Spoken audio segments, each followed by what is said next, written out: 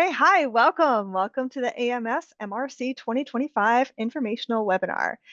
We are so excited to have you here today to learn more about the offering for 2025. My name is Sarah Bryant. I'm a mathematician here at the AMS. I'm the Associate Vice President of Programs, and it's my job to give you a tour of the MRCs to tell you more about the program at large, sort of the big picture view. And I'll give you some details about the logistics for 2025, and then I'll hand it over to the scientific organizers. The real heart of the MRC program is mentorship. And so the folks that you're meeting today are the ones who are creating and crafting that mentorship, and they will outline the research agenda, and we'll be able to answer questions you might have about the mathematics of the program. All right, so I'll get started. Just a moment, I'll share some slides. You have the opportunity to drop questions in the Q&A. We have some staff on the call. You can't see them right now, but they are on the call and they'll be able to answer your questions in the Q&A. Anything that we are not able to answer here live during the session, we will follow up and make sure that the information is posted when we post the link to this video and the slides on the AMS website. All right, so I'll go to a share and my slide deck about the MRCs. Go to the beginning. Always good to start a story at the beginning. Here we go. Okay, as I said, welcome. American Mathematical Society welcomes you. As you know, our tagline is advancing research, creating connections, and the MRC is one of our hallmark programs that does exactly that. We're going to talk about the program, and again, this information will be posted, available later. Let me turn on subtitles real quick. Sorry. And will be available later for review. If you have any questions, you also be encouraged to reach out to us here at the AMS. As this is a convening of mathematicians, we are adhering to the AMS MathSafe program and welcoming policy. So that means here in this space, if you were to experience some behavior that you would need to report, you should contact our ombudsman directly. The number is 401-455-4040. In all of our endeavors, we strive to create a welcoming environment, one in which all members can participate fully. You can see our full welcoming environment policy, which is included in the registration link, and there are further details about reporting incidents anonymously. And as this is a convening, we're also covered by our general AMS Code of Conduct. And this is a lot of text all on one slide. So what I will say is that if there is any behavior during the call by any member that is disruptive of the convening of, in this case, the webinar, then the person may be removed from the event. All right, so as I said to start, we are going to provide some general information about the MRC program, the Mathematics Research Communities Program, MRC. I'm going to then hand it off so that you get a summary of information from the organizers for 2025. We have one MRC conference this 2025. Typically, there are 3 to 4 for various reasons. We are going to have a smaller footprint for 2025, along with some other programmatic changes. So if you've heard of the MRCs, you're going to definitely want to stay tuned to some of the things that are a little different this year, and we're pretty excited about these changes. After the informational overview from the organizers, we'll have an opportunity to answer more Q&A if the staff was not able to address all of your questions during the call. All right, so MRCs, what is this all about? This is really a hallmark program, as I said earlier, that is AMS's commitment to supporting the trajectories of early career mathematical researchers. We understand what it's like to begin a research career and create a program and want to be connected. So no matter where you go in your employment, whether it's in a postdoc or starting at a small liberal arts college, or beginning at an R1, or working in a lab, you have a research agenda, a portfolio, and you want to stay connected. And that's what the MRCs really helps to foster, a collaborative research agenda and those skills for pulling together and not doing mathematics on your own, but with a group. This helps build research networks, and of course, through the entire experience, you're receiving mentoring from our session leaders. This year, 2025, you see a picture here. That picture is Providence, Rhode Island. Providence, Rhode Island is the headquarters of the American Mathematical Society. In fact, I am joining you here today from Providence, Rhode Island. Very excited to bring the program to Providence. It has traveled various locations throughout the country, and this is the first time we're in our home city, and our state's really excited about it. Some of you may well know that ICERM and Brown are just down the road from the AMS, and so we know that there's a lot of rich experiential opportunities for mathematicians in the area, and we'll make sure that you're well connected to all the things that you can do. We're also committed to maintaining the conference's integrity as an intensive, collaborative, and cohesive research experience where you're really strongly connected with your peers and with the mentors on site. All of the participants, this is something to take note of, are expected to stay throughout the entire conference. It is typically highly competitive to get into an MRC. And so we select those who are going to be able to commit to the entirety of the program, which is arrival typically on Sunday. If it's a conference week, it's Sunday through Saturday. So you arrive on a Sunday, begin work on Monday, and leave on Saturday.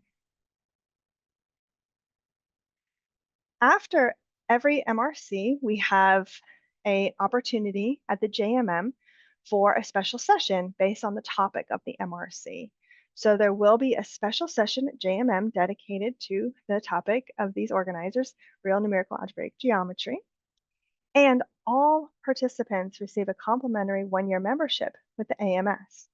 Our membership benefits coordinator will explain more about all of that and what it entails.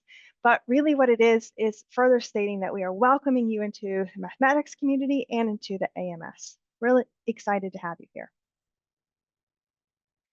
I have some testimonials from participants just to make sure that you're very, very excited about your MRC experience. We know that you may have heard of convenings and workshops and conferences.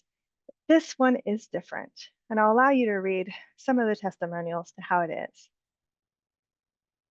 Over and over, what we hear about the positives of MRCs is that it's so immersive that it leads to strong and long-lasting collaboration. The goal of an MRC is not necessarily to produce a publication within 1 week. Remember, we're thinking long-term. We're investing in your future. Sometimes a paper or the start of a manuscript is well in hand by the end of the week. Sometimes some subgroups have made further progress than others, and they want to convene later, and we want to support all of the ways in which you continue to collaborate. We also hear over and over from participants that the atmosphere is very positive and that this is something they highly recommend to others. So if you know anyone who's participated in an MRC, you should ask them about the experience. There are some details.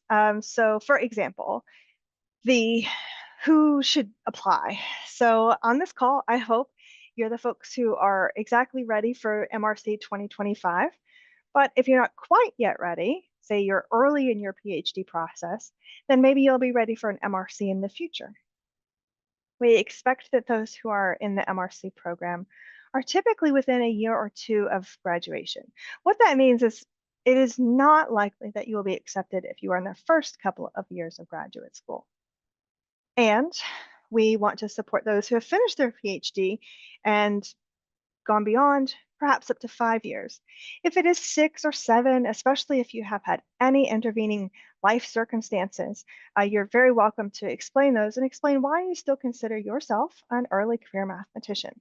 So if you have any questions about that, please do reach out and let us know. It is not likely that someone will be selected for 2 MRCs. So if someone's participated in one before, the next time we hope to see them is as an organizer in the future. If you feel that there is a strong case for repeating the MRC experience, you would have to write that in your application materials. The application is posted on Math Programs, and we have a deadline coming up. So we're just about a month out, February 15th. What do you have to include in the application? Well, you have to know your title, your dissertation. You have to let us know your advisor, any publications or positions you have.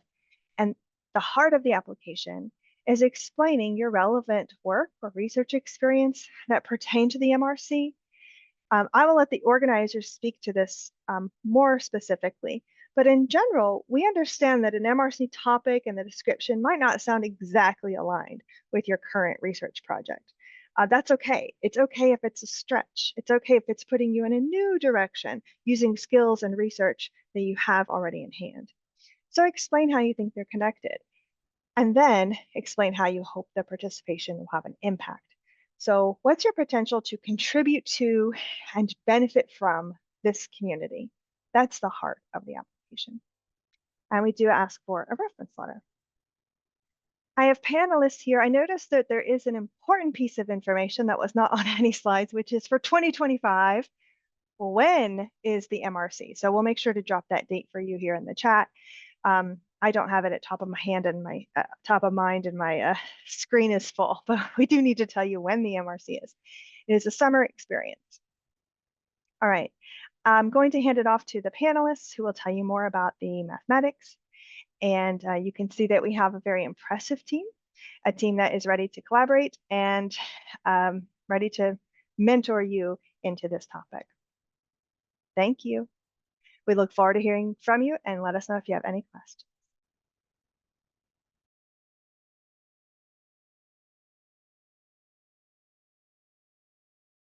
So I guess first I can start by quickly saying that the dates are from the 22nd to the 28th of June this summer is the plan.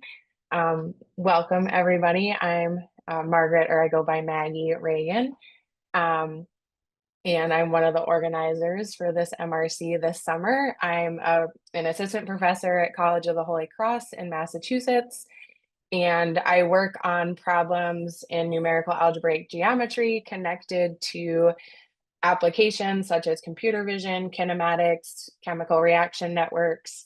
And I look at real solutions to those types of problems, how those real solutions interact, and so on. Hello, I'm John Hauenstein. I'm the Robert and Sarah Lumpkins Collegiate Professor at the University of Notre Dame.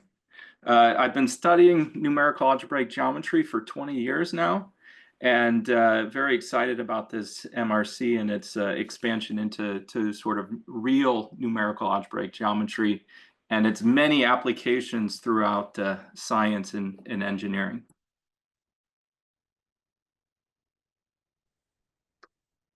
Hi, I'm Sam Sherman. I am now at BAE Systems out in Colorado. We were formerly Ball Aerospace. I'm a systems engineer, and I actually do mostly machine learning at this time and algorithms for some of our hardware systems that we design. But in grad school, I studied under John, and I studied numerical algebraic geometry with applications in kinematics.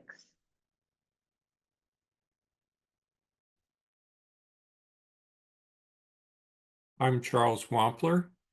I'm a collegiate research professor at Notre Dame, and I started doing numerical algebraic geometry from the beginning back in 1996.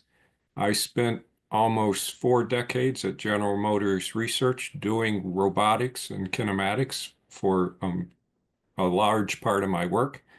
And so I'm well-versed in the applications of algebraic geometry, and in many problems, it's the real solution sets that are of interest in practice, and so this topic is very relevant.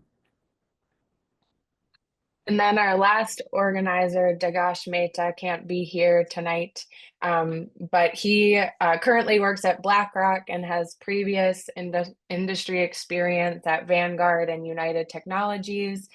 And then also kind of on the side continues to work in projects related to real numerical algebraic geometry components.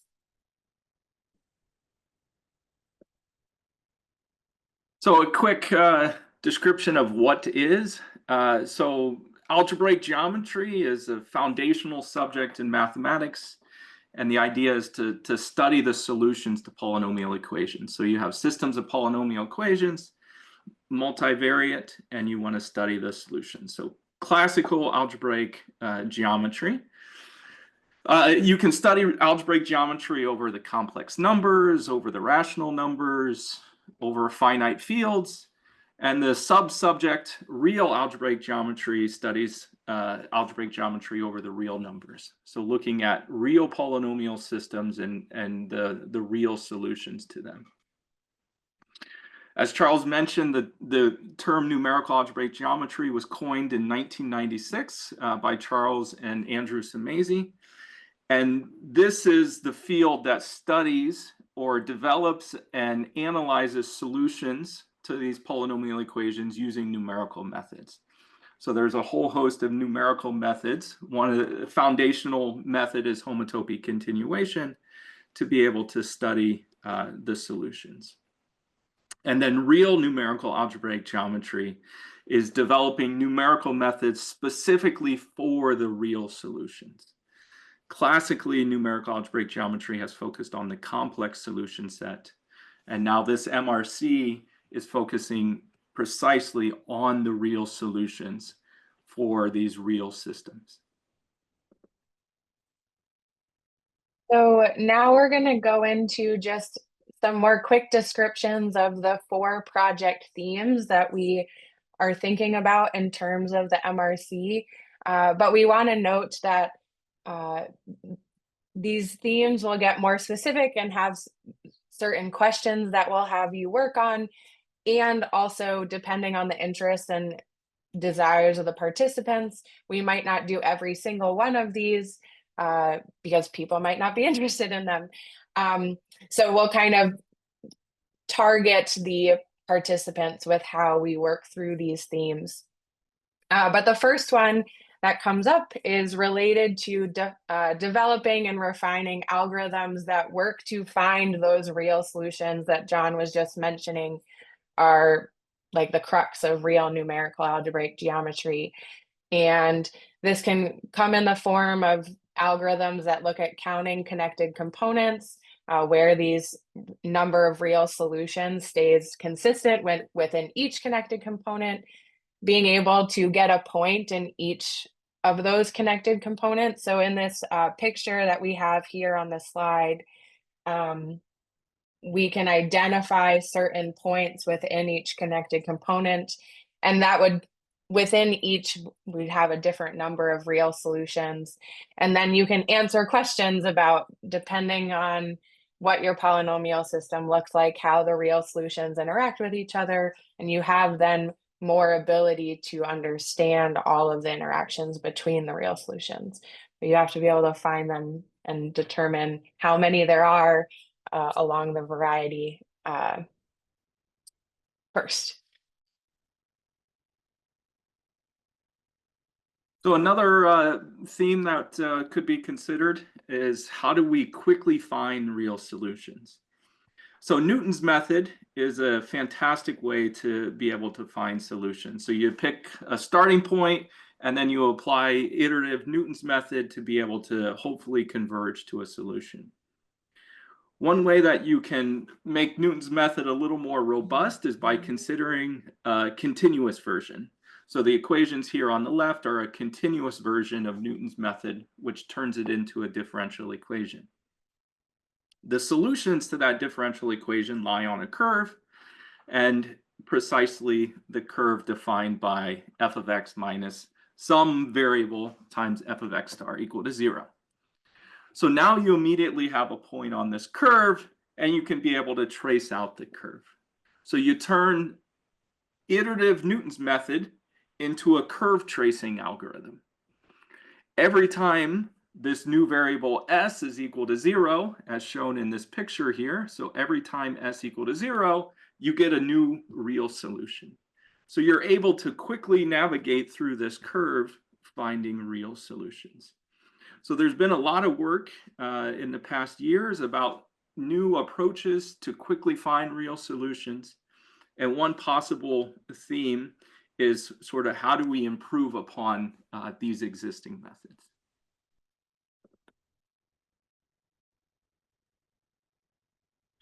Okay, so the third project theme connects to the first one that I mentioned earlier, where I should add something to that theme in saying that a lot of methods exist to look at complex solutions, but those methods become very hard and unwieldy over the reals. And so that's where that first project theme comes in, of trying to hone in on just real solutions. And then once you have the ability to get the real solutions, there's a concept called monodromy that looks at the relationship between solutions. So as you change parameters that describe something in your polynomial system that describes a connection to an application. So for example, for a kinematic mechanism in robotics, you might have that the leg lengths can grow and shrink, and then the mechanism can move, and like a flight simulator in NASA. And so the parameters in that instance would be the changing leg lengths, and that would control how many real solutions you have for that system. And in this image on the left here, in the yellow, orange, and red, that's a description of the number of real solutions that could exist for the system of this mechanism, depending on what the leg lengths are. And so the white area that is not really enclosed is 0 real solutions. There are 2 in the yellow, 4 in the orange, and 6 in the red, where there are 6 total complex solutions available. And so one thing that has been done is trying to start at a point in this red region and take a path as we change and deform the parameters for the system through this parameter space, return back to a point in the center, in that the same starting point that we had, and we ask whether or not our mechanism is in the same orientation. And if it is, then there was no permutation of that real solution that describes the orientation.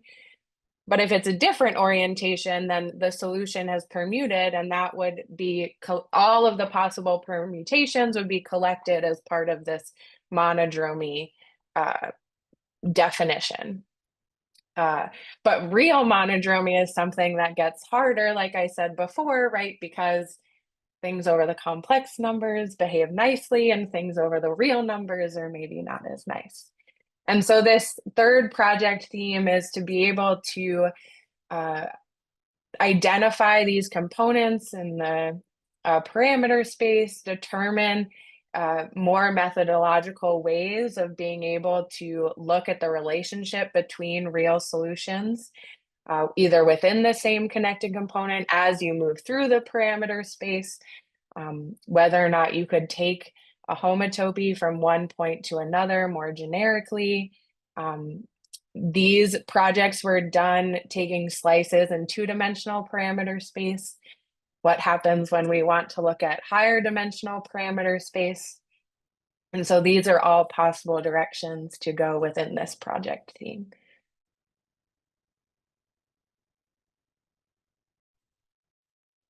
The final thing we'll talk about is exploring applications, in particular robot kinematics, computer vision, things like chemical equilibrium.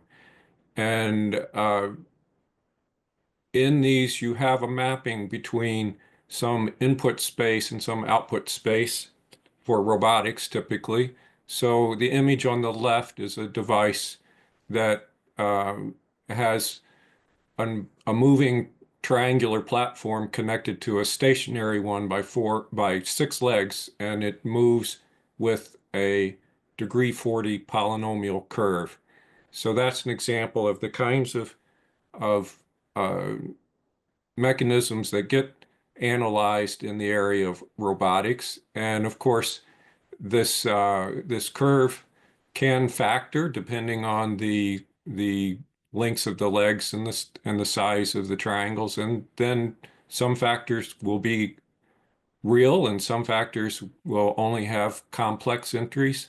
And so real algebraic geometry will be going beyond just studying the complex irreducible decomposition into what happens over the reals.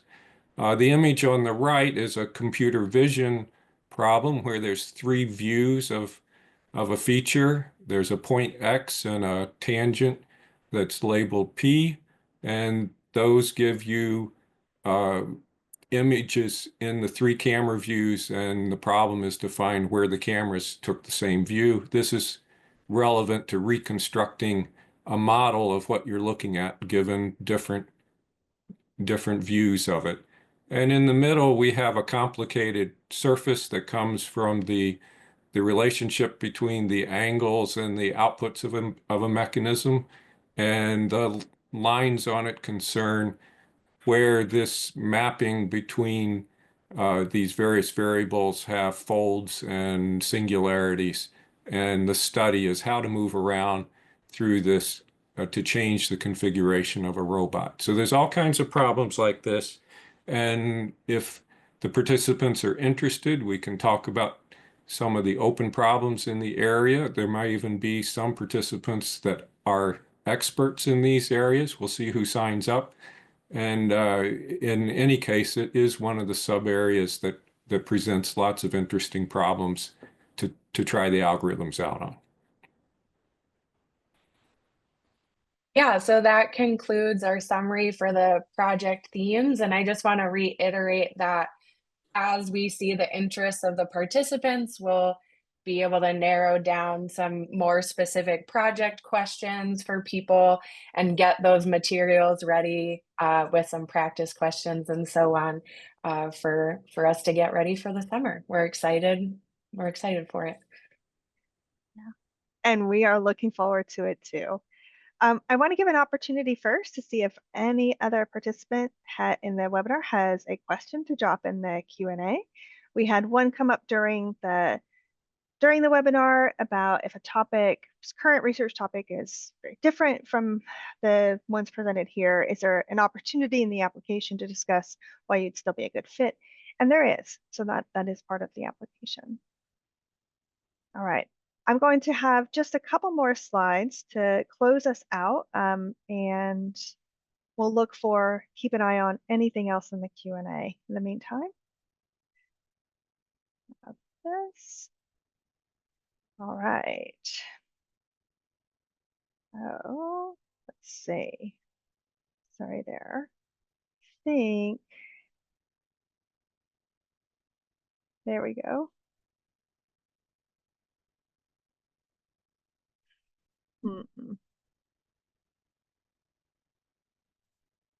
Okay. I wanted to let you know that the MRC is a program that has been around since 2008 and has over 1,900 alumni and 250 organizers like this organizing team, and we want you to be members of it. We are more than just a summer conference. It's about sustained commitment, and if you have any questions, then the contact to reach us here, the staff side, is ams-mrc@ams.org. If you have scientific questions, you're welcome to reach out to us and we can convey those to the organizers as well. And since some members here on the call may have an interest in participating in other upcoming AMS activities, we want to encourage you to keep an eye on the AMS calendar. We have other events coming up, and including very soon, later this month, we have a listening session for graduate students, if some of you are graduate students, and undergraduate students to share with us their ideas about building a more inclusive graduate education community. So there's a QR code there if you would like to be on our contact list to learn more about that virtual webinar coming up later this month. We are still building a framework for supporting the completion of graduate degrees by members of underrepresented communities, and we're excited about hearing from our community about how to do that well. I'll leave that QR code up for just a moment more, and of course you can reach out to us here at the AMS if you have questions. I'm going to look here, see if there are any more questions in the Q&A. Oh, right, so someone has asked, are there materials and basics to cover? So why don't we talk a little bit about the fact that the prep for MRCs begins before you hit the ground, so that organizers are going to have some materials available online ahead of time. Yeah, so I think the hope is that we'll develop a set of resources that are in the form of readings and maybe some instructional videos, depending on availability and time. And then also a set of practice questions and some software for you to download and maybe try some of those questions with. So the hope is to get you all that in plenty of time before the MRC so that you have time to work through them before you arrive, and then are ready to go once you arrive. Yeah, that's right. One thing you notice at MRCs is typically not a lot of lecturing. The things that have to do with getting ready to engage in the research happen typically before we get on the site, and less lecturing and more hands-on and collaborative work during the actual summer session. Yeah, anything else from our panelists or from our participants?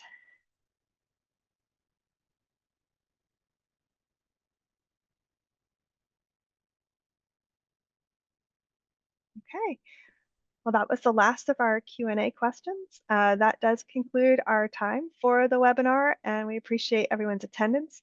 This is, of course, recorded, will be posted online, and if you have anything else, you know how to reach us, ams-mrc@ams.org. Thanks, everyone.